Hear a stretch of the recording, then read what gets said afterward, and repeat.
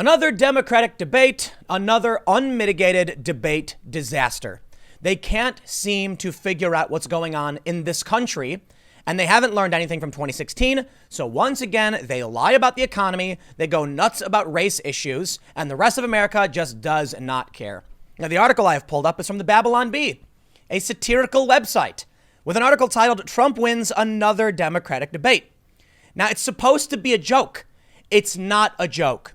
Trump doesn't even have to say a single word to win the debate because the Democrats are so insanely wrong. It is mind-boggling. And I'm going to show you. First, we have this rather strange moment. Jessica Fletcher tweets, broke. Joe forgetting what state he's in on the campaign trail. Woke. Joe forgetting what he's doing on the debate stage. In this first clip, which is just more for fun, Joe Biden's turned around facing the wrong direction on the debate stage, and a lot of people are saying like he doesn't know what he's doing. Well, I don't know what he was doing, but I think he was fixing his teeth, okay? I'm not trying to be mean, but he turns around to fiddle with something, and as you may have seen in many of these debates, Joe's teeth often slip. I'm not trying to be mean, but it happens. So now you have him turning around mid-debate, doing whatever, I have no idea. But this is just a silly aside. I'd like to show you this tweet from John Lettieri. He's the co-founder of Innovate Economy, and he tweets, maybe in light of yet another strong jobs report, reporters will push leading presidential candidates who claim the economy is fundamentally broken to produce some stronger evidence. I present to you an image from Gallup. My, oh my, what's this? Americans' mentions of economic issues as most important problem facing the U.S. from 2001 to 2020. Hey, you can see during the peak of the financial crisis, 86% said the economy. Today, 10%. That's who they're campaigning to. 10% of the country. How insane. So I follow up with this. Democrats are insane. They keep claiming the economy was bad, and even Vox said it was wrong. Vox.com, the left-wing site, says the economy is good. You have to accept it. There are a lot of problems still. Okay, doesn't mean there's not issues. But the economy for most people, they're seeing wages increase, unemployment is down, it is doing well. Vox writes, and this is from one of the co-founders, the only choice the Democrats have is to lie about it because they can't do anything. The economy is doing well, and they're trying so hard to make that their issue, that or like racial issues, because they don't listen to America. It's probably why Donald Trump's approval rating among the black community is as high as it is, at least according to 3 different polls. By all means, call those polls wrong because all of Iowa was wrong. We have no idea what's going on. I said the only option they have is to lie and tell people it's not good. But how do you lie to someone experiencing a good economy firsthand? I've been talking to locals. That's just me. I live in the Philadelphia area. I'm in the suburbs. So maybe it's just anecdotal. It's not data. But how am I supposed to go to one of these guys when they're like, last year was my best year ever? You're wrong, actually. It wasn't the best year ever. You're actually struggling in this economy. At least that's what the Democrats are campaigning on. You must fall in that 10% of people who, oh, I'm sorry, what's that? You had the best year ever. You're in the 90% of the country that doesn't think the economy is the most pressing issue because the economy is doing well. Don't let it stop you, Tom Steyer, who says, it's the economy, stupid, reminds Tom Steyer at Democratic debate. What are they doing? They are getting up. Imagine this. Imagine you live in a beautiful home and you own the home. And one of these people come to your house and say, you need renter's insurance. And you're like, but I own my home. I have homeowner's insurance. Nope, you're wrong. Let me tell you what's going on in your life. And you're like, everything's actually great. This actually reminds me of Family Guy. When the guy shows up to Peter's house to sell him volcano insurance and Peter's like, I better buy it. Yeah, sure. Some people are going to fall for this. But what about most people who are like, there's no volcano near my house? I know because I looked outside. You have people on the debate stage trying to convince you to support them, but they're telling you about a boogeyman no one believes in. What is wrong with these candidates? Why can't they? You know what it is? I'm sorry. I think the sad reality is, what do Americans really care about at this point that Trump hasn't taken care of? No, I mean that honestly. The economy, immigration, national security, those are some of the biggest issues. Trump's taken care of all of it. Perhaps they could, at least Andrew Yang's talking about something. He's talking about, automation. I guess when you have no choice, but you really hate Trump that much, you just make it up. It's all you can do, right? Check this out. This is MLive reporting. Billionaire activist Tom Steyer couldn't sit through a discussion on healthcare during the February Democratic debate, saying he's tired of hearing the same arguments over and over again. Steyer interjected, saying Democrats should instead be focused on the economy and countering President Donald Trump's claims of the best economy in American history. I love it.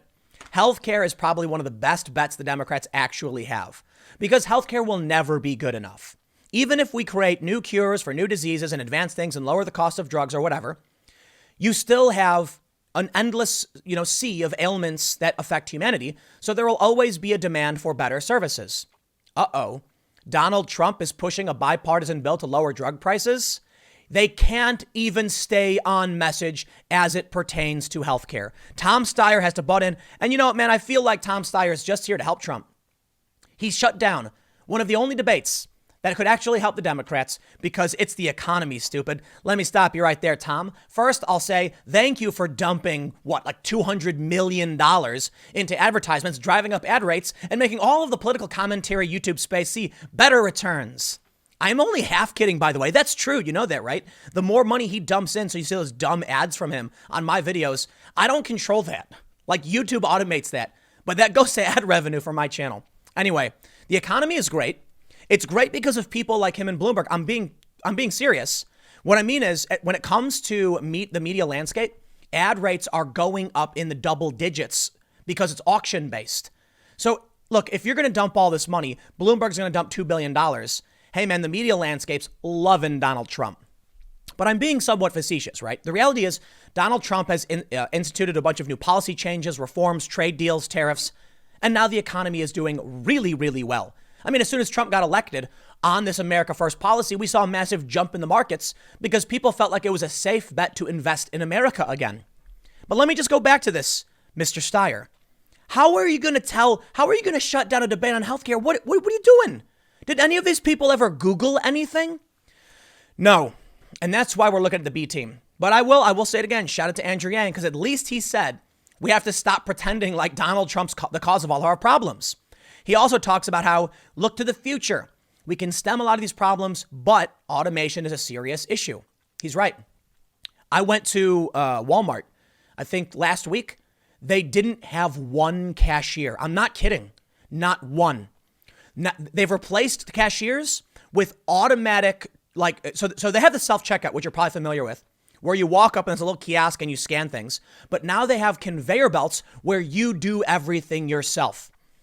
It used to be at the conveyor belt, you load it up and there was a cashier there who would scan it for you. Nope, now you scan it. They've just gotten rid of that. And they're like, you know what, honor system, you ring yourself up. They replace it with 2 security guards at each door who check your receipts. So they're getting rid of these jobs. But are they all going to talk about it? No. Poor Andrew Yang. I feel for you, brother, but they're not going to listen. They're going to go up there and they're complaining about the orange man, and they're going to ignore the data that is screaming in their faces. Look at this. This is incredible. Even under Trump, it started around 40% of people thinking that the economy was the biggest issue. And in the past 3.5 years or so, it's dropped down to 10%. It doesn't matter if you think the economy is actually doing bad and Trump is lying. That's what Tom Steyer is trying to claim. Look at this. Push back, counter Donald Trump's claims of the best economy. This is what's so crazy to me. Donald Trump, it doesn't matter what he says about the economy because the average person doesn't care about the economy right now. I'm talking about 90% of people do not think it's the most pressing issue. Why? It's probably going well for them. How are we going to beat Donald Trump? It's the economy, stupid, Steyer said, citing a famous quote from President Bill Clinton. This is what, you know what, man? Steve Bannon was on with Bill Maher the other night, and they just don't want to listen. And Bill Maher calls him evil. And I'm like, look, Steve Bannon comes out and he looks you in the eye, Bill, and he says, here's what you need to do to win. And Bill just says, harumph, I say, no, I refuse. It's evil. You're lying. You're wrong. Okay, man. Look, sure. You want to call Steve Bannon evil? You want to say all those things about him? Fine. But he's telling you how to win.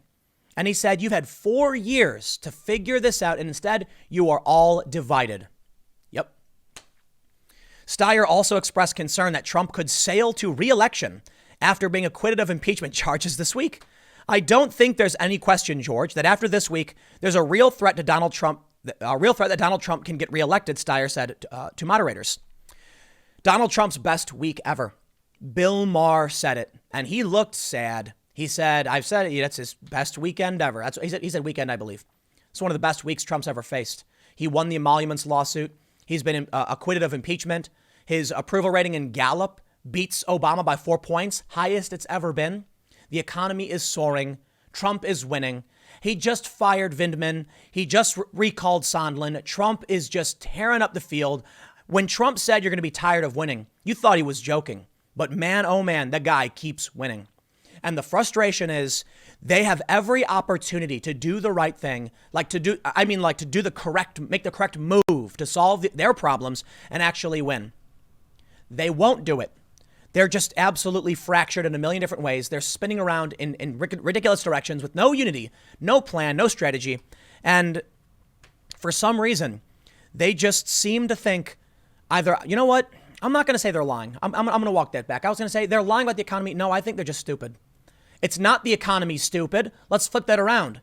The issue right now that you need to campaign on is probably healthcare. But go ahead, interrupt that.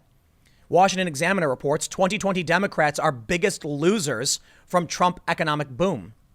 The Bureau of Labor Statistics on Friday added another pile of good news to the mountain of data, showing that the contemporary economy is the strongest in generations. Not only did employers create a staggering net 225,000 jobs last month, crushing expectations, but the labor force participation rate has reached its highest point since the recovery began after the Great Recession. The biggest losers of all the good economic news are the Democrats vying to unseat President Trump. Oh, they'll tell you all the worst things in the world. And it's amazing to me, actually. Let me tell you something. A couple days ago, just the beginning of last week, Donald Trump got up in the House, in front of the podium, and he whispered sweet, sweet nothings into all of our ears about a roaring economy, about victory after victory for the Republicans and for America. Half the time, Democrats were sitting down. A few times they actually stood up, but it was kind of mixed sometimes. But there was some bipartisan support for things the president was saying. Trump tells you all of these really great things and says, America is doing great, but we haven't even yet begun. Think about how great it will be after his reelection. The Democrats get on the debate stage and they say life is miserable. Everything is awful. Trump is evil. The economy is bad. What do you think people would like to drift to?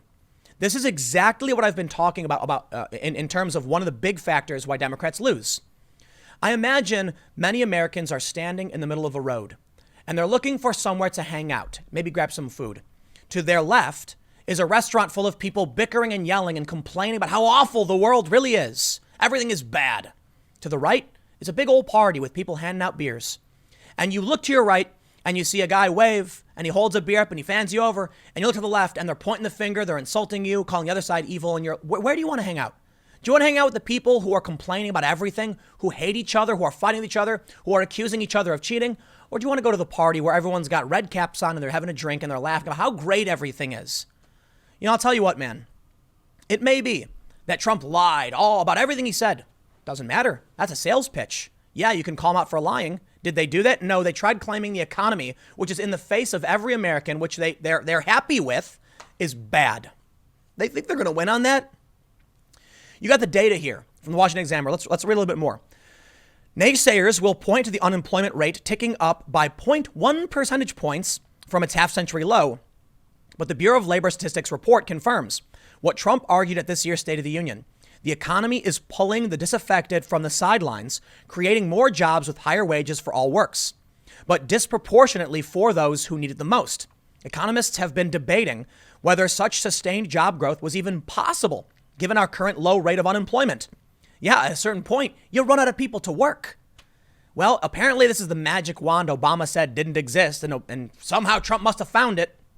What Trump described as a blue-collar boom is making it difficult for Democrats to run their campaigns on economic anxiety or to justify their massive spending proposals. You know what's funny? At the debate the other day, the moderators asked, how many of you are concerned about having a socialist at the top of the Democratic ticket? And nobody raises their hand. And then meekly, Klobuchar like raises it a little bit and then pulls it down, then raises it back up and giggles. You know what, man? I'll make it easy for you. How many of you are worried about having a Democratic socialist on the top of the Democratic ticket? Let me just give a strong hand raise right there, because Gallup polls show us Americans will not vote for a socialist. I do not believe Bernie Sanders can win. And I still see my friends pushing this. Look, let me back up. Back in 2016, Bernie was the social democrat. He was accused of being socialist, but people were pushing back. Since then, Bernie Sanders has made some serious socialist proposals, notably public workers' ownership of corporate stocks. A certain percentage will be owned by the workers. You're getting close to socialism. Now he's an overt embracing democratic socialism. I think it's funny when he accuses, Denmark of being socialist, and they're not. They're a market economy with a welfare state. But now, someone I know posted an article. It said, Bernie is not a democratic socialist. He's a social democrat. I clicked it. It's from 2 years ago. Newsweek published a story a couple days ago. Bernie is a democratic socialist, not a communist. Here's the difference. You see, Bernie's policies have changed dramatically. He's openly embracing these fringe open border type policies that he rejected in 2015. I don't trust the guy. I think he's pandering. For some reason, Trump never backed down. Trump's saying a lot of the exact same stuff. Call him a liar, call him whatever you want. But when you look at someone like Trump, who just blurts things out no one ever expected to hear, like when he goes, yeah, we're going to send a bunch of weapons to Saudi Arabia. They pay great. All of the anti-war left had a collective gasp, like, he just said it. He's not supposed to do that. He did. So Trump says, here's what I'm going to do. Here's why I'm going to do it. The economy is great. Immigration is down. National security, people are very confident in. He's now advocating for reducing the cost of drug prices. And I see the commercials. Trump is seeking bipartisan support for this. What do you think is going to happen? You think a socialist, a 78-year-old socialist who just had a heart attack, is going to beat Donald Trump in this economy? Look, man, there are a lot of people who want the revolution. They think Bernie Sanders is the savior for a problem that doesn't exist. Look, I like Bernie. I saw him as a really honest guy in 2016, and since then I have just felt like he's pandering. Maybe it's around the same time he started making a bunch of money. The establishment made him promises. I don't know. He took all that great, glorious money and turned around and endorsed Hillary Clinton. Trump would never do that. I couldn't imagine. He's too full of himself, for better or for worse. So what is Bernie really offering? What problem are we facing that we need someone else to fix? I honestly don't know. Maybe it's because you want a leader who's got military experience. For me, that's a big issue. I'd like a commander-in-chief with real military experience. But I don't see how I'm supposed to make an argument to the American people about this invisible crisis of a bad economy that no one is experiencing, or the fringe identitarian left-wing nonsense about privilege or whatnot, or the things that Elizabeth Warren is doing, where Bill Maher said, why is she campaigning to 400 people? Is that the vote you're really after with these fringe intersectional policies or statements? The Democrats have no problem to solve. Trump has solved the core issues that Americans were concerned about. It was national security, immigration, and the economy. But healthcare is still a big issue, and Trump is tackling those. What are you going to say? What are you going to do? Well, the Democrats go on stage and they have nothing to say. They have nothing. And you know what? If as long as they refuse to actually talk about, well, no, maybe that's it. Maybe I just said it. There's really nothing they can say. What are they going to do? Go up on stage and say, the economy is really great. You do a little better. I think I can make it a little better. Don't trust the guy who made it great. Vote for me. I get it. They have no choice. The only thing they can do is lie. And that was coming from Matthew Iglesias of Vox.com. The economy is so good. Americans can better afford healthcare. We're seeing fast food restaurants do 4-day work weeks, 32-hour weeks or less. We're seeing places offer paid family leave now, paid general leave. Like all of these things, the progressives said they would get by, government policy are being enacted due to a good economy, proving Trump right. So if you go to someone and say, we want paid leave for you, they say, oh, my company already offered that because the economy is so good. Okay, well, we want to increase your wages. Actually, I just got a raise. We want to bolster the economy. Didn't you just hear me? I'm working less, getting paid more. I'm getting more benefits. Everything's going well. I don't know what the Democrats could actually offer up on the debate stage. I really, really don't. Meanwhile, in Congress, the only option they have is to screech about how Orange Man is bad and try to impeach him for things that are just ridiculous. They couldn't prove. And now Trump's been acquitted. And all that happened, let me wrap this up. Maybe I'll say this for another segment. Do you know the only thing Democrats accomplished with impeachment? Well, they helped Trump. He was fundraising off it, raising record donations off the threat. His approval rating is skyrocketing. And in the end, they have signaled to Trump, they've put markers on all of these people who are disruptive, to say the least. People who are complaining and whiny and didn't want to do their jobs. People who are insulting him and disrupting his foreign policy. They said, here are the people who won't do what you want. You're the boss, right? Trump's elected to be the boss. The impeachment said, we're going to bring out all these people to complain about the president to show who's being insubordinate. Putting little markers on each person so Trump can say, okay, now that that's over, fired, fired, fired, fired, fired, fired, fired. You serve at the pleasure of the president, for better or for worse. As far as I'm concerned, Trump could be the stupidest person on the planet, but if he was elected, so be it. We have two other branches of government. That's where we will function. That's where we will focus on change. But the Democrats are so obsessed with Trump being bad that they can't even make Congress work properly. They had every advantage with the House of Democrats for the past 2 years to actually implement some kind of programs to help. They couldn't. They were too obsessed. Nancy Pelosi's shredding Trump speech was the symbol of her defeat. She knew she had lost. She had nothing left, nothing to say, nothing to offer. So she just tore it up and stormed out. And even Democrats confronted her in Congress. Even Democratic voters calling and saying, I will not vote Democrat again. She's handing Trump everything. These people are insane. I'm going to leave it there. Stick around. Next segment's coming up at 1 p.m. on this channel, and I will see you all then.